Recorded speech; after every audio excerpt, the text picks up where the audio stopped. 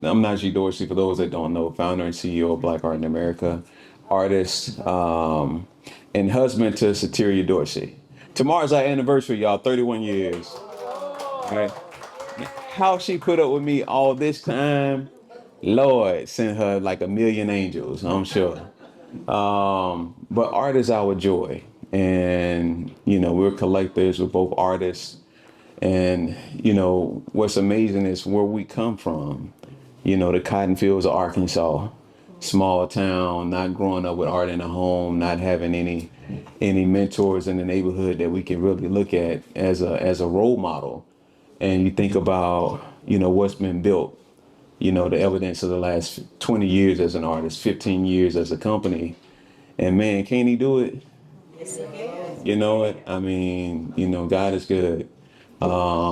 And I'm extremely thankful, and I'm thankful for everybody that supported the journey, because the one thing that I talk about to younger artists about is the beauty about what we do is you can find support at every level of your development.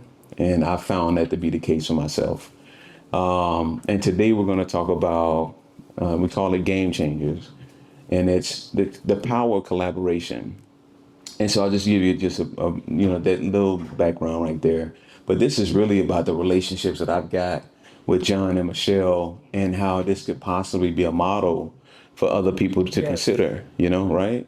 So I think the first thing to do is I want y'all to just share who you are and briefly about y'all journeys to this point. And then we'll talk a little bit about how we've worked together in the past and some of the things we've learned, and we'll just kind of have a conversation. So we're gonna start off with Michele. Well, good afternoon, everyone. I'm Michele Parchman. I am the Executive Director of Brandywine Workshop and Archives in Philadelphia. I have been in the museum field for 33 years. I started out at the Studio Museum in Harlem. I've been very fortunate to help build 3 museums in the country: the Harvey B. Gantt Center in Charlotte, North Carolina, the Reginald Lewis in Baltimore, and then the Charles Wright in Detroit, Michigan, and it was the largest African American museum at the time before they did the national. So I work at Brandywine. I came into the organization in oh my gosh! Oh, I'm sorry. There's Joelle right behind you. There's Therese. This is what I'm saying. You never know where family, friends will come and your journey. And through this journey, I've had the great fortune to meet John, to meet Najee, to be able to work with artists from all over the world. And at Brandywine Workshop and Archives, we are celebrating 50 years. 50 years of artists coming through our doors. And the first artist that was our artist in resident was Sam Gilliam.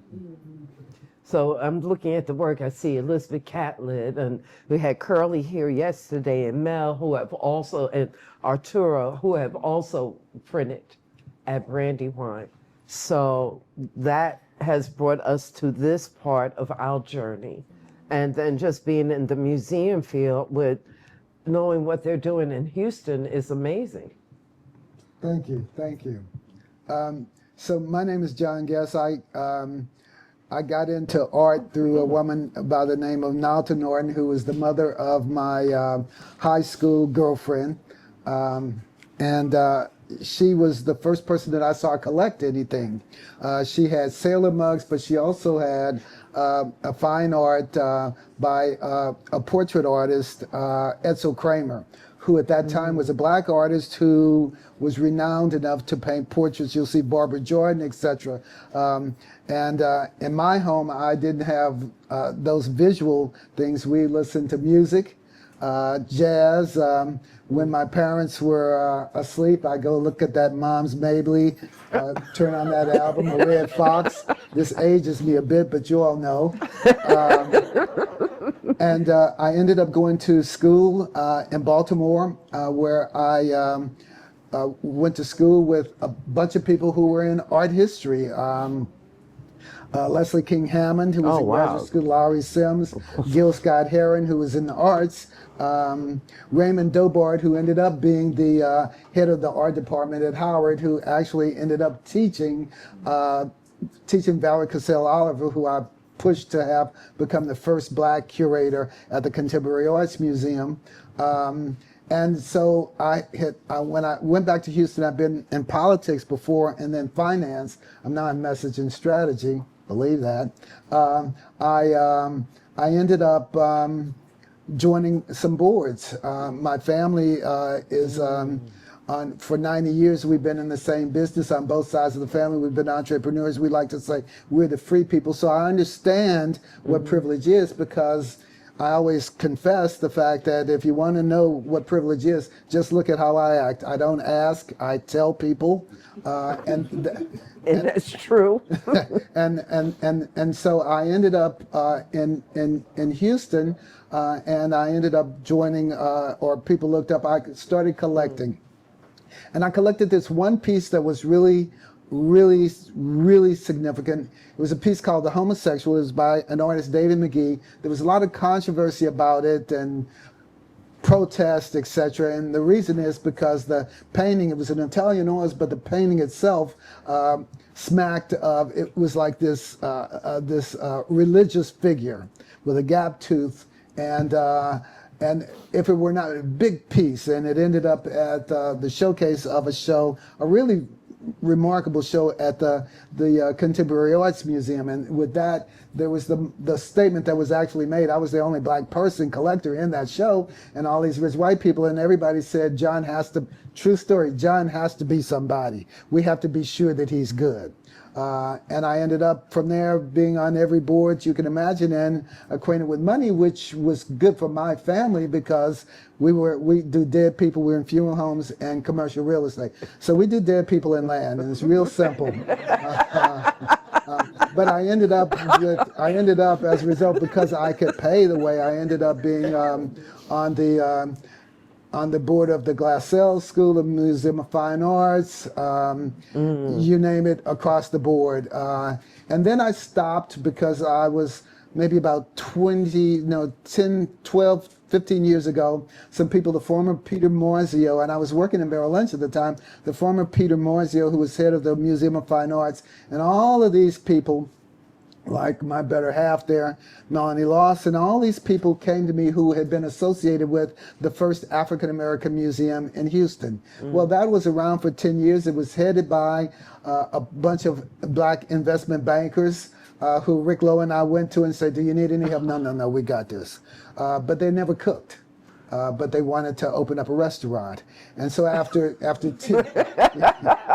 10 years of nothing happening, of trips, receptions, and white consultants, they approached me and said, oh, you've got to do this. You've got to make this tangible, because at that time there was no building. We did, and along the way, you run into wonderful people, and you see all of these people, like these people, who are doing things, and it inspires you to say, we should be having this here. Make a long story short, to really quicken it up, at that time, we're the youngest African American cultural entity in the city. We are by far not Project Row Houses, our compatriots, not Buffalo Soldiers, our compatriots. I don't want to get this wrong. Not the Ensemble Theory, our compatriots. We are the most visited African American cultural asset in Houston. We do about 50,000 people every year. If you open the door, they will come. It is amazing. We do all kinds of things to that, but I'll leave it at that for now. Yeah. All right. So Wait, the older you get, the longer your short bio. I know, right? Yeah, I was about to pull his tail. Like, man, hold on, man. Hold on. So the just briefly about BAIA. So I mean, we were criticized in the beginning. BAIA, Black Art in America, started because there was a void. There was a need. And I'm in Chicago after 5 years of just trying to figure it out as an artist doing shows. I'm in Chicago around a dinner table with a bunch of artists and collectors. And we all had the same challenges, same questions, like, man, who's collecting? How do we build community? Why these handful of artists are the only ones getting attention, that kind of thing. And that's when I had that aha moment, right? And say, hey, you be the change that you're looking for. And so the first 2 years of the company, we spent changing the site out regularly, but we were just primarily just online. And then I ran into some people that became colleagues and say, hey, we have a background in production, and we think you should look at and should look at real life experiences, taking the online and going to in-person experiences. So the first show that we produced was in New York at the Audubon Ballroom when Brother Malcolm was assassinated. And then, but that became like the model for how we would grow the company, and it became exhibition programming and performance. Later that year, I found myself down in Miami, Art Basel, and it's around the time when I had met John. Just trying to figure it out. You had this huge art fair taking place, over $500 million of art, man. So there's more of us in this room that was in the main fair at the time that I went back in 2010, 2011.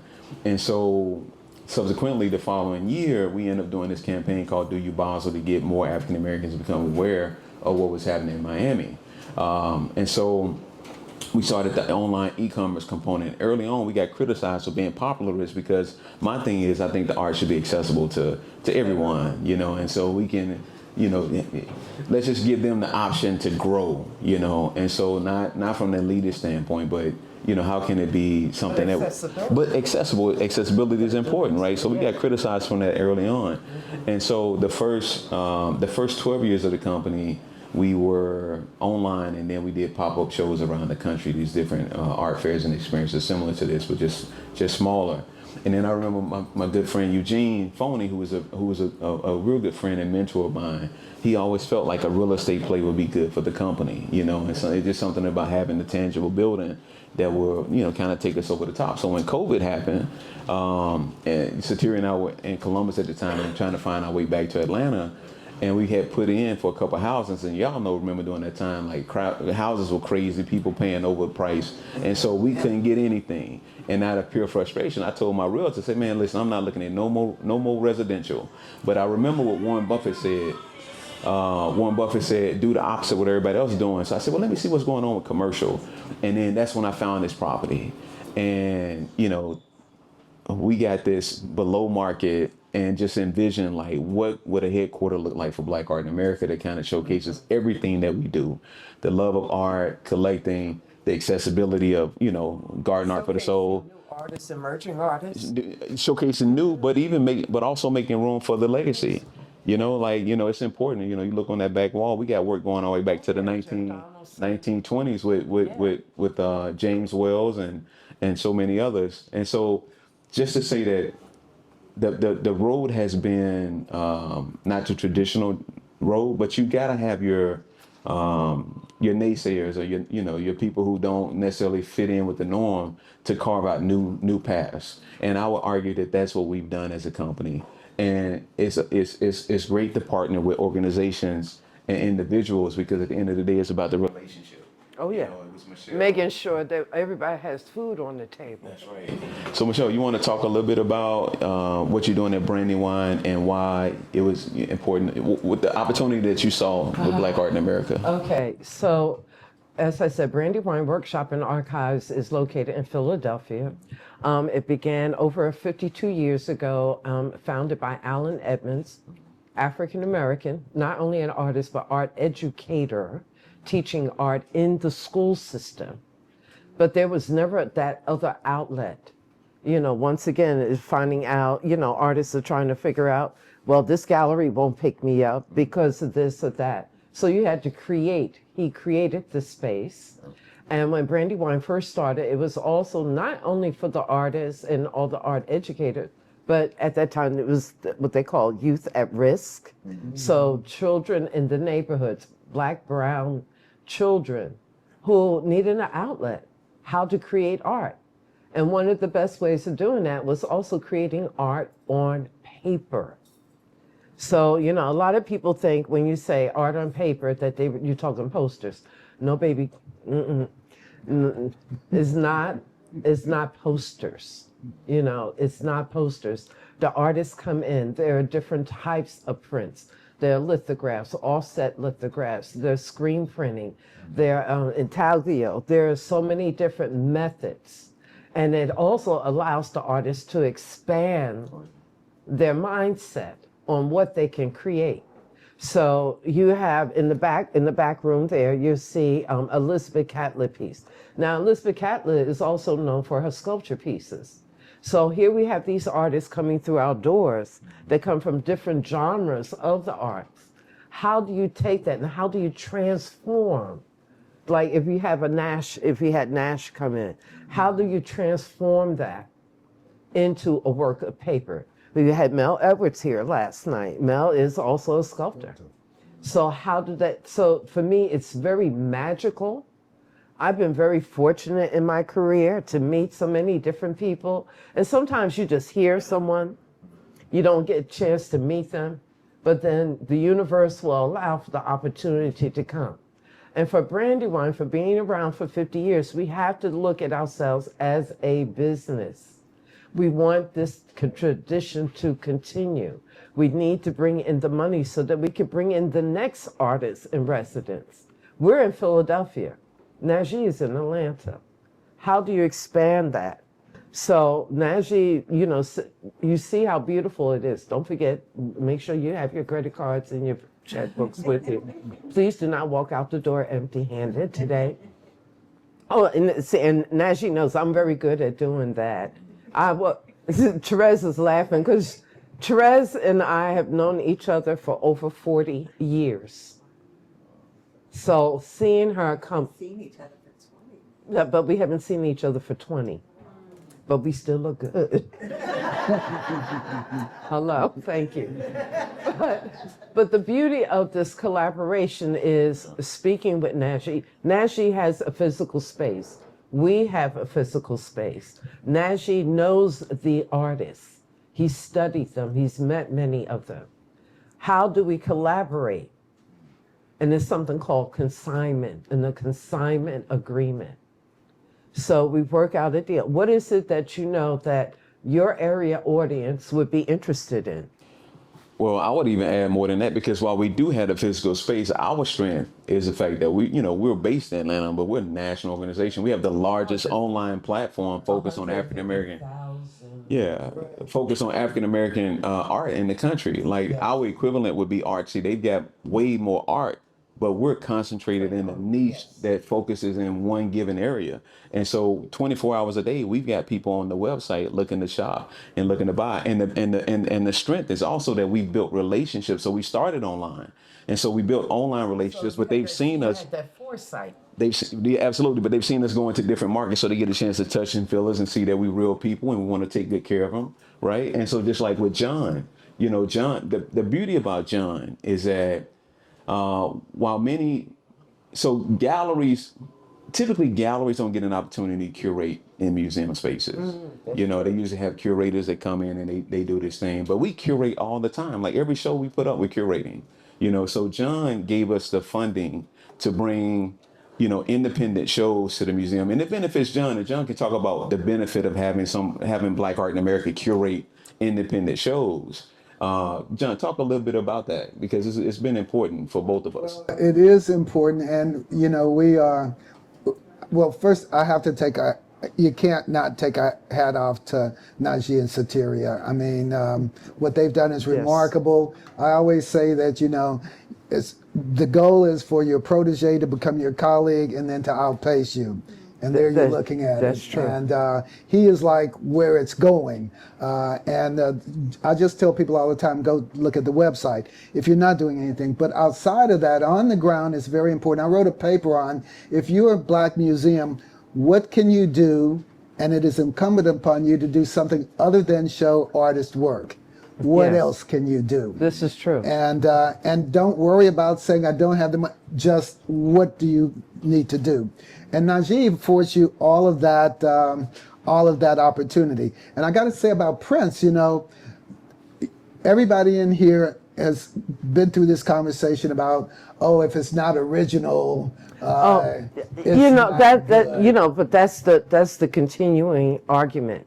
Well, works on paper are not original. Oh, but they are original. They are original. They are limited editions. Right. So you would see something like Najee has some pieces, beautiful pieces of his work. And so you'll see, 10, edition of 10.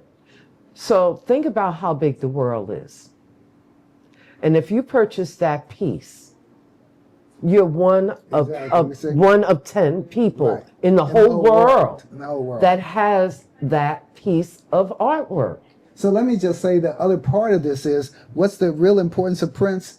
I often say that probably the biggest achievement that I have had happen at the Houston Museum of African American Culture is the fact that thousands of kids and families have art in their homes. Yes. Because of those prints. It is affordable, and all of a sudden, and now you have kids who grow up not like me, but grew up who have art in their homes, who then say, and not only that, they understand it's really good art. The artists are really good because they said, we got it at a museum. And that to me is the one wonderful thing about the prints, or that they allow the art to get into so many different places. And that's why. And it fills up the gaps in museums. Exactly. That's the other thing that a lot of people don't understand, is that the works on papers are the ones that help fill those gaps, those cultural gaps in many national museums. Because, So this guy, yes. he when COVID was going on, you remember I said we need a show, and we'll pay for it, but we need a show. We were having a little turbulence. I always say that, to my board and with black people where we don't have money, I always say that, don't get me wrong, I acknowledge but we always say that you got to take risk and you have to be able to take a loss. Don't be afraid of that. You got to kiss some frogs and they don't work out, and then you keep going. When we're kind of tight, it's hard to have that message go. But the real visionaries are people like this guy who get that.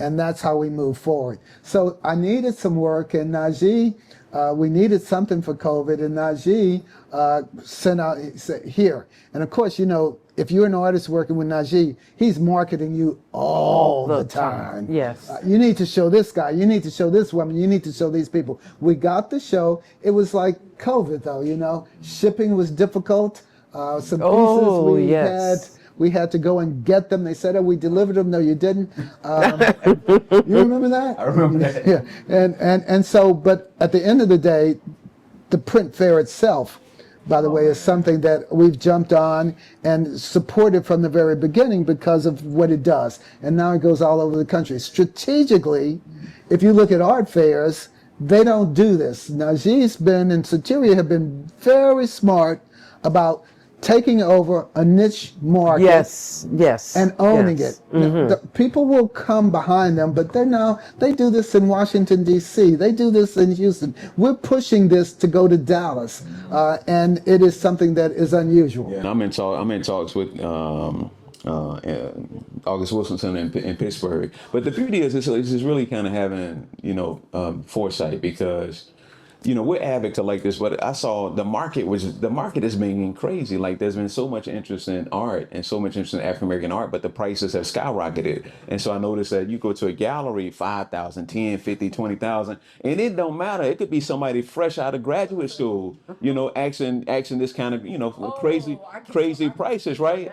But the thing, so I was like, well, more people are interested in art because of what they're seeing on TV, what they're hearing from the rappers and entertainers and a lot of their colleagues. And so I saw an immediate opportunity. I said, well, fine art prints, but we're not going to make the mistakes that were made in the 80s and 90s when people came out with the 4,000 in the edition, so on and so forth. Our focus is going to be getting with real printmakers, doing real work, and offering that up to the public. Making itself is a craft. Yes. And you have to go to school to learn this craft. And fortunately for us, we were. No, come on. Okay, let's talk about it. Okay, let's talk about it. See, because I'm an art school dropout. We're tired. You know what I'm saying? We're tired. Listen, we're tired in school. We had the potato to make the print. Right. So. But I'm just saying that we have to. But it is a losing art form. It is an art form. It is an art form. Significant. Yeah. Okay, thank you. Yeah, you're right. I'm with you with that. Okay, I just this old school thing, and anyway. Well, I always remind myself, when we deal with a lot of self-taught artists now, I have to remind myself that some people are like that. LeBron didn't need to go to Duke to be. What art school did Beer can go to? Huh? Yeah. Anyway, He just trying to call me out. He just trying to call me out. Yeah. But the beauty. I mean, really, it's really the power of accessibility. Just like I said, dog, that's of being popular. Is what's wrong with having something that's accessible and that's real and tangible for everyone. And I'm gonna tell you, like, I work with collectors all over the country. I got collectors that bought those prints. I got one like Miss E in Arkansas, one of my great patrons. She told me when she graduated from college, she had spent some of that scholarship money she got and bought a catalog portfolio. And at the time, it was $5,000, which was a tremendous amount of money for her at that time, right? Wow. She Catholic portfolio. Catholic portfolio. So she sold it to one of the museums in New York about a year and a half ago for over 125,000. Like there are, Great investment. Right. So just art. yeah. So my point is while people they may be a little apprehensive and say, well, it's not an original. Well, these are original prints, but there's a track record. You can go look at auction records. Yes. For the last 10, 20 years to see how prints have performed in the auction. So it's a real asset. And that's one of the things, if you pick up the Tracy Mims publication that we got in the front, there's an article in there how prints as an asset. So I would encourage y'all to take a look at that. But this program is about the power of collaboration, because until Michele came to Brandywine, there wasn't an opportunity for us to work together and be their e-commerce component to make the work successful. Foresight. I have foresight. No, but seriously, because we are living in a different time frame.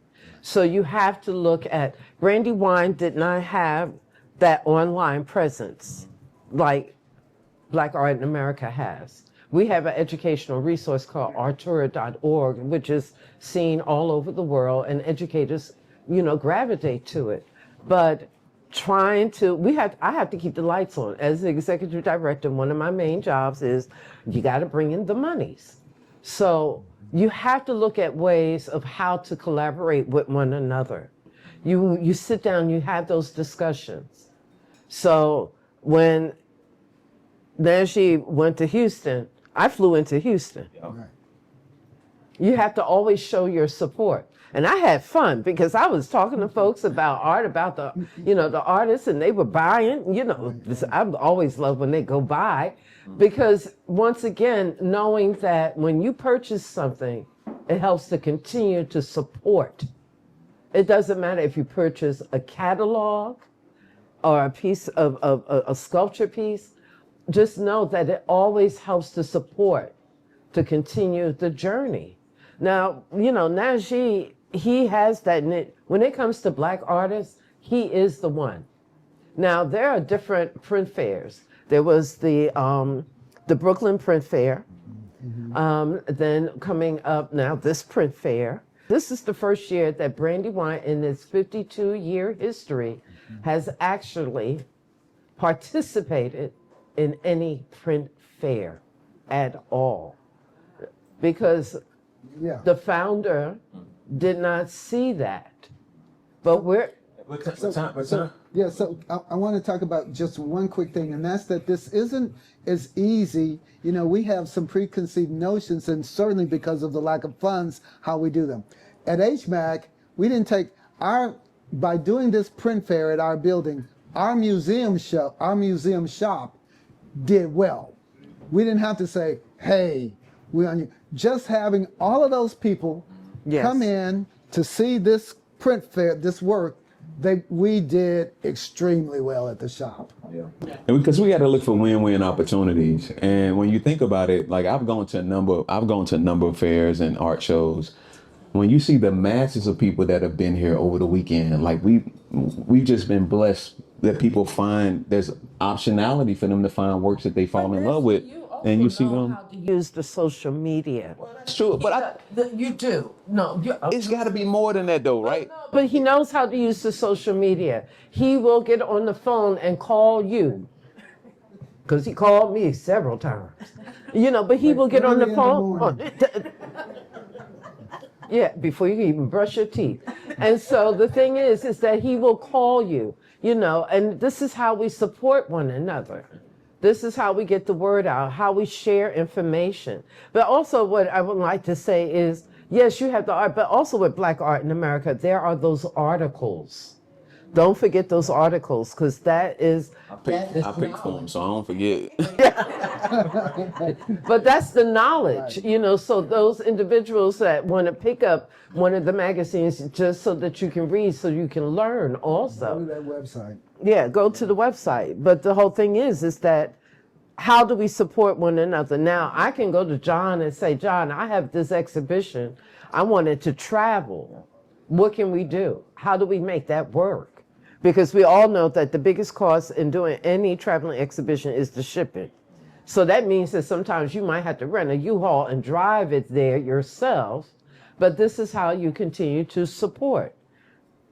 I'm going to say that, and it's even more important right now when you take into account how things are getting defunded, and so, right, what I'm just saying, like, We don't have any more. so I mean, but the nonprofits, y'all are nonprofits, and y'all But nonprofits have to look at themselves as businesses also now. preaching to the choir. Yes, so you know that. What I'm saying is, in the past, that's always been the avenue for y'all to apply for funding. That funding is shrinking up, is it not?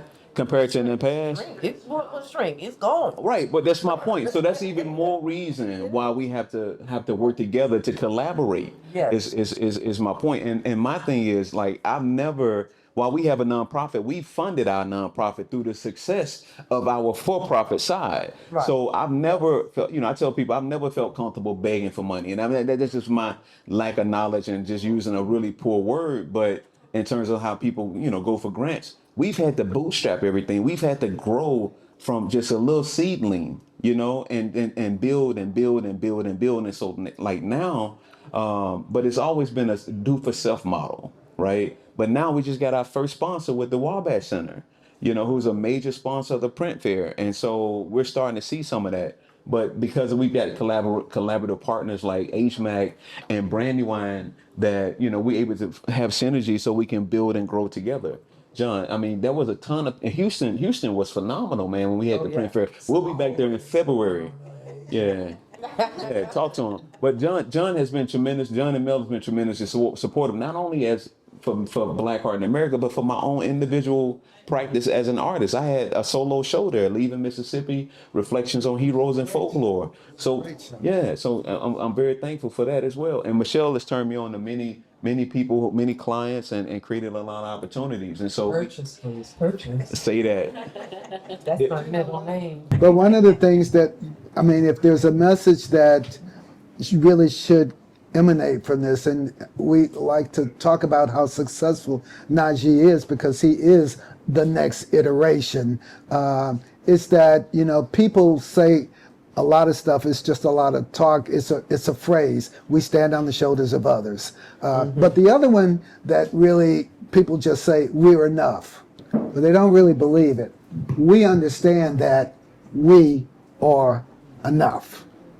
If we work together, we are enough. Because we work together, you see this stuff all over the country, emanating from right here. We really are enough. And believe that in your heart and trust that, because the first thing people want to do is when it gets tight is we're not enough. Let me go over here and let me go over there. But actually, you see how we can have conflict and continuance. When this guy calls up, he says, what do you think? Okay, I don't. And that's the whole thing, is that honesty and really saying, let's think this through. How do we see this? Who's the audience? What is it that you're trying to achieve? What is the story that is being told? Just like each piece of work that you see that the artist has created, the artist has put their life essence into that work. That life essence is a living entity. So when you see it, The artist already has their own story. But then when you see it, you add on to the story. So then there's another chapter that's being added to the story. So with Najee, Najee told me, yes, I will bring clients, I will talk to folks because we are in this together. And my motto is one hand washes the other, but both hands wash the body. So, how do we continue to do that? How do we continue to support one another? How do we continue to help to elevate the next generation?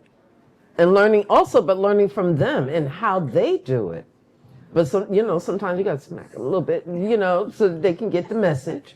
But how do you continue to elevate them? So the one thing that I just want to add on to John's and our saying, we are enough. For me, the we is all of us that's here. Yes. The we is a collective we, because Miss Pauline and Mel and good neighbors and supporters of the galleries is right here. Like, everybody that's come has embraced the gallery and support what we do. So I would say, like, anybody that's supported the gallery in any capacity, Michele, everybody's laying bricks. We're laying one good brick after another, but it's the collective we are enough, and I think that's the beauty of when people come here. I hear people say all the time, like, they feel welcome, and that's intentional, because I remember growing up and just watching TV, in the 80s and 90s, you just grew up watching Cheers and say, I want to go somewhere everybody know your name. So that's the mentality. That's the framework, right? That's the framework for Black Art in America. It's no accident when you look at the staff and the team members here.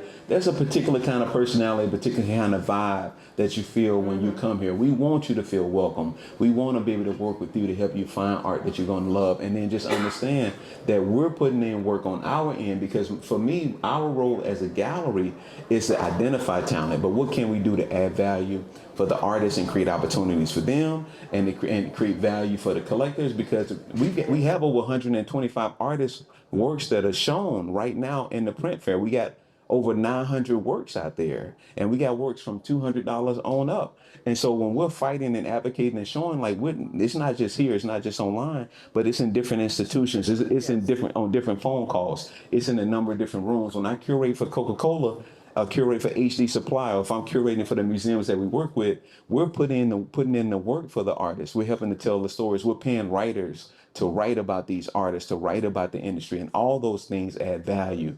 It educates people on who we are. It's our legacy, it's our documentation, and that's the role of Black Art in America. And so, and the whole thing is the part of collaboration, and the collaboration also comes with collaboration is communication. So you have to communicate with one another, so that this is how we learn from one another. I don't know everything, but if I need to know something, if I need to find out about a certain artist or whatever, or just to have a discussion about I can call up these two gentlemen to have that discussion, and they're going to be honest with me. But the whole thing is, how do we continue to grow? So, I'm very happy to say that Brandywine is being featured in this art fair. So when you come into the door, to your right, I'm doing my Vanna White now, and to the right, you will see the prints by Brandywine Workshop and Archives. And I'm very proud of the fact that Brandywine had a founder that stayed for 51 years. Right. People say, well, you're stepping in his footsteps. No, I'm stepping in my own footsteps, because I'm making my own road, because I see Brandywine on a different level. And we are global. We have Ella Natsui. Oh, you have one of the L's, you have the L's in the front. Ella Natsui is a phenomenal Ghanaian artist. He's a sculpture artist, but he prints with Brandywine. And a couple of years ago, he donated one of his sculpture pieces to Brandywine. What they go for? I am proud to say that he allowed us and gave us permission to auction it off at Sotheby's London's, which brought in $1.26 million, which he gave all of the proceeds to Brandywine to establish the Elanatsui Africa-based Fellowship for Africa-based artists. And every year We have 2 artists that come in directly from one of the 54 countries. There are 54 countries in Africa, 54 countries where these artists are able to come for a full month. Round trip airfare visas, ground transportation. They stay in fabulous apartments. I can't even afford them. Fabulous apartments. They go on 3 trips. They go to New York, DC, and Baltimore. They also are able to learn about printmaking. They actually make prints. The other thing is when we work with artists, if we do an edition of 30 or 50, the artist receives half of that edition.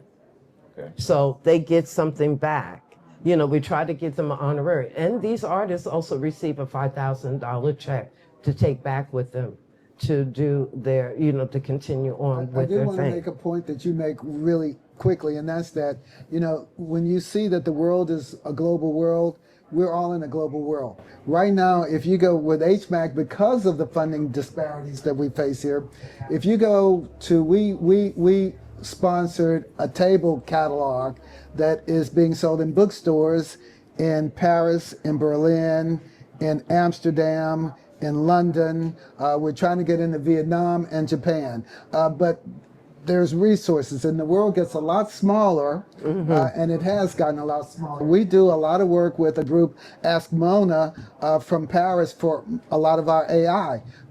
This guy does phenomenal stuff. And so it's not just on the ground that you see that globalization taking and that collaboration taking place, but it's within these institutions that share with each other what we're doing and how we're doing it globally as well. Yeah. Right.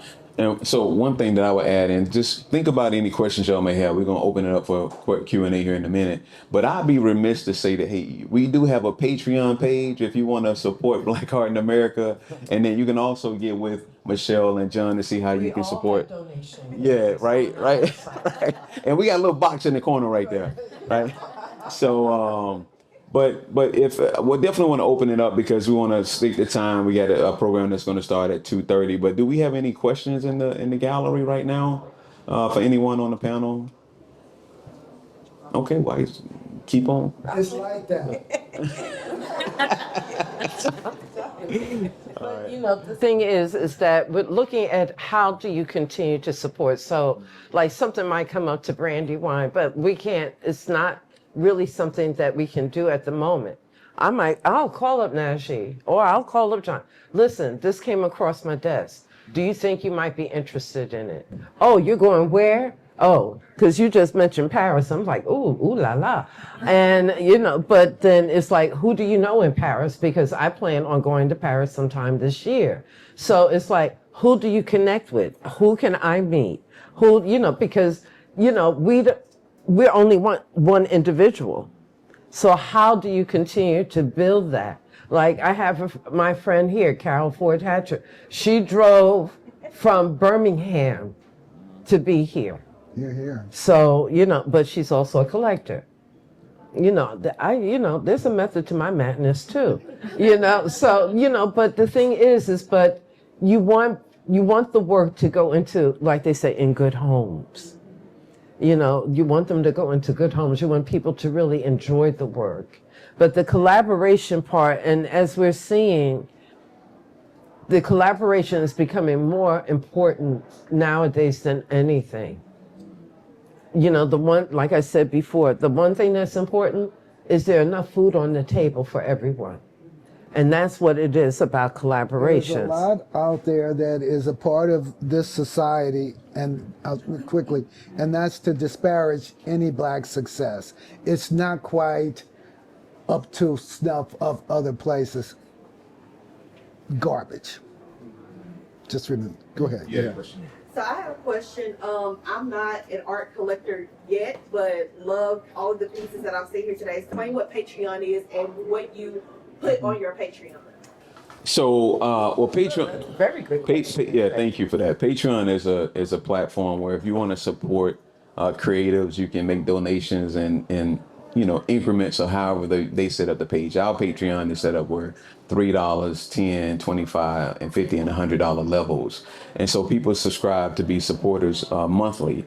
And we use it to put in like some behind the scenes kind of things. that we're doing at the gallery or interviews that we have. I will be honest that I don't think that we use it as much as we should, and the reason being, there's so much great content that we have and so much to share. When we share with our Patreon page, that's like 200 supporters, which is great. But we got, I feel like we got 160,000 on Instagram and 140,000 on Facebook and 30,000 email subscribers that I don't want them not to get information. So we generally just kind of share it broadly, as opposed to just having so much, behind the scenes. So we don't use Patreon as well as some other organizations do or some other individuals do, but it's been a tremendous asset to us. I'll tell you why. I remember when we were in Columbus when we first set up the Patreon, and I had a staff member that came on and told me about it. I said, well, yeah, I'm not one for just kind of asking for money like that, but go ahead and give it a shot. And it took a minute to build up. And what I realized is that those 200 patrons that's donating on average, say $10, $2,000 a month over the course of a year, over the course of the last 6 years, those are resources. And also it allows for people to be a part of your journey that want to support what you're doing. And so, I need to get out of my own way at times. And so it's a great resource for people. So You learn to lead by following. yes. Yeah, It's not easy. yeah. But that's how you use Patreon. Yes.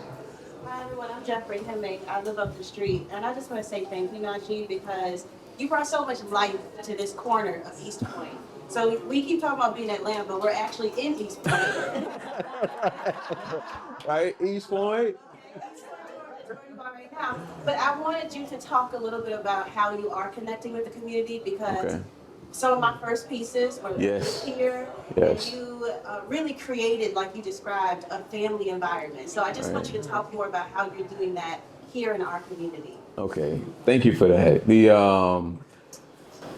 I really don't know no other way to do it. Like, we've done everything from, our Juneteenth were free food, free barbecue. We invited the community to come out. We've had artist workshops. We've done, we do the student tours and things like that. We work with public housing to do summer arts program with them. Future Foundation, we've done some things with Future Foundation. I know my neighbors, like Miss Williams across the street and Miss Johnson, and Miss Williams is 80, like in her 80s, and when we moved in, and I take great pride in this. Before you go out, there's a photograph by the front door what the space used to look like before we bought it. And I tell people it's my greatest art project to date. I know Miss Pauline, you gotta remember Miss Pauline raised her hand. She's volunteered, support, she bring people all the time. And everybody's just been so warm. But like Miss Williams, when I moved in, I would see her out there in the morning times picking out the trash. Unfortunately, that's one of the things we deal with in urban communities, people throwing trash. But she was an example to me of what a good neighbor would be like in the area. So I was getting out there, And so like when we have programs, we'll call Miss Williams over, say, come get a plate, that kind of thing. So it's more than just, being in art space. Looking out for one. Yeah, right. And again, my thing is like I want everybody to feel welcome. Michele supports. She's back there, supporter and patron and volunteer, and everybody's been extremely supportive of what we're doing. And so I don't know. We've done a lot of different things. There's not a lot that really comes to mind right now, but we're here. And we just want to show up and make community proud, make mama proud. That's just kind of how we operate. Yeah. Yes. Hi, my name is Najee. I came in from Tucson, and someone sent me a flyer to come visit this show for this weekend. I'm a curator and an artist, a printmaker, and I do the Juneteenth Art Expo out there. One of the challenges that I see is gatekeeping, and I want you to kind of speak about gatekeeping within the Pan-African, African-American community, and what are some tools that I could use to combat that? Because I'm used to saying, no, your work is not what we want in this space right here, but when it comes from our own people, can someone speak to that? I will speak. We can all speak to that. Absolutely. We can all speak to that. Absolutely. I always say there's Stephen in every corner that you look at. Django, and he says, "Oh no, Stephen, You stay in here. It's very unfortunate, but we have on foundations, we have who are the people that we won't send something to or let them know what we're doing. They're gatekeepers of color. And they are part of a system that benefits them, and this does not. I actually had someone suggest to foundations that the problem with John is, and these are people of color, is that when he comes here, he never comes by himself. He's always coming with all these other groups. And I said, because we don't do everything. It's all these other groups that do it. And if you want to do the system, but how do you get around that? You just have to, my take on it, you just have to work. One quick one, and I'll tell you this. We never got any support from black elected officials where I am. I went to one state senator, black, and I said, you know, we're in our district. He immediately started to welcome to the hood. But if you keep doing what you're doing, if you say that we are an example and we are going there, ultimately, and you have the wherewithal to stay there, you overcome them. Now, not having anybody, elected officials support us financially and support us. Now we have a city councilman who says this is something, an institution for everybody. We have a state rep who came in, who's younger, who says she got us $30,000. So, but we all face gatekeepers. Well, let me say this. So we all got different experiences, and what I would say is you have to build your own table at times. You have to be the change that you're looking for. We all come through various experiences where somebody's not going to open up a door for you. What do you do at that point? You know, I get people that want to come and be a part of what we're doing all the time, right? But 20 years ago, I was the same guy who approached galleries that approach individuals for opportunities, and they didn't open up the door for me. So I had to create some, start off small, build your own, bring people with you. And over time, this is what's been built. This is not something that we just stepped into, right? And so when people email us all the day, want to be part one, everything is not a fit for every situation, right? Hold on, Michele. Let me and I don't want to. Go ahead. I don't want to cut you off, but the reality is that nobody's giving us anything, sis, and so. Our first gallery was a 200 square foot spot in Arkansas, and we were happy as hell to have that space so we can show my work and my friends' work who I thought was good enough. When we made the decision to start the print fair, we started with the people that we know and the artists that we respected, and so we're always looking for talent, but there ain't no saviors out here, so you find your tribe. But until you find your tribe and until you find your audience, you make your own path. Sometimes the changes that you want, you gotta finance them. You gotta be the one to do it, and you won't start off with this white box wall if you don't have the resources. Maybe you start off at a community center. Maybe you start off at a school. Maybe you start off at a coffee house. But just start and build and grow and reinvest. That's how you get to the point where they were ignoring me when I was this high. The art world still ignores me, but thank God we got enough community and tribe people who ain't paying attention to that bougie, high-end, falutin and pinky in the air kind of thing. They want to connect with what's real. They want to connect with people who are real. They want to connect with artists that are in their communities and people that's bringing and building community and giving them great options. You know what I'm saying? We're based here, but this would fit in anywhere in the world, because we work from a center of excellence, right? In everything that we're doing, from the experiences that you're having to the artists that we're working with and to the relationships that we're building, to the people that we're embracing, to the community and what we got right here. But it didn't start here, fam. Start where you start and grow from there. And you will find your tribe, you will build your tribe, and you'll find community, and just reinvest in yourself, because everything starts off this small and just has the opportunity to blossom. Absolutely. I'm sorry to cut you off, Michele. No. And I'm happy that you did get it out, because I was going to say to you, not every white wall is where you need to put your work. Say that. Exactly. Okay, that's the whole thing. Artists will come to you that you can come, you're a curator. Come up with your own shows. Well, And then find out where can I do that? If you cannot afford to have, if the artists are not there, there's something called online exhibitions. There are all different types of software, but you're going to have to, like he said, start it out on your own. Even as small as a mustard seed, you have to start it out on your own because of the fact that, especially nowadays, with the climate, the arts are not being looked upon at all whatsoever. There's no NEA, there's no NEH, there's no IMLS. None of us are receiving any monies. And those monies that we were supposed to be receiving this year from last year's grants, we have not received them. And we're not going to receive them. We're not going to receive them. So we have to continue to figure out other ways. We have always figured out other ways. You can make a pot of spaghetti. Okay? Make a pot of spaghetti. Now, there are two ways that you can serve that spaghetti. You can have your noodles and you have your sauce. Now, you can put down the noodles and sauce in front of someone. They can pick up their noodles and they'll take as much sauce as they want. And then when you get down to the lower part of the noodles, there may not be any sauce. But you can take the noodles, take the sauce, take that sauce, put it in the pot, swirl it around. Everybody's going to get that taste of that spaghetti sauce, okay? But then you're feeding everyone. Then no one will miss out. You have to. I'm trying to get mine before this guy cuts us off. You have to. I mean, you really have to own. You have to believe in yourself. Well, you have to. Yeah, you really have to own in your heart.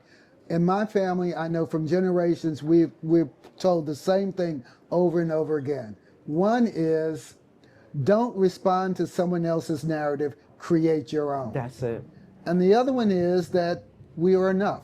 You really have to believe that, and you will scratch and be up all night. I know I am, at times until you find the solution or the answer, and you can do it. You just have to do it. But don't respond to others, create your own. I would say that's the path that we're going on. And people along the way, you will find people will be attracted to you because they're on that path. Mm-hmm. That's how we got together. So we're like 3 minutes out from having to close it. Are there any final questions? I mean, any one final question at all? Go ahead, brother. All right, I'm going to say an African proverb. When the lions don't tell their story, the hunter will be the hero. Mm-hmm. We have to do it for ourselves. That's right. And I'll finish with one I love. So if you want to go fast, go alone. If you want to go far, go together. If y'all don't mind, please give Michele and John a round of applause, y'all.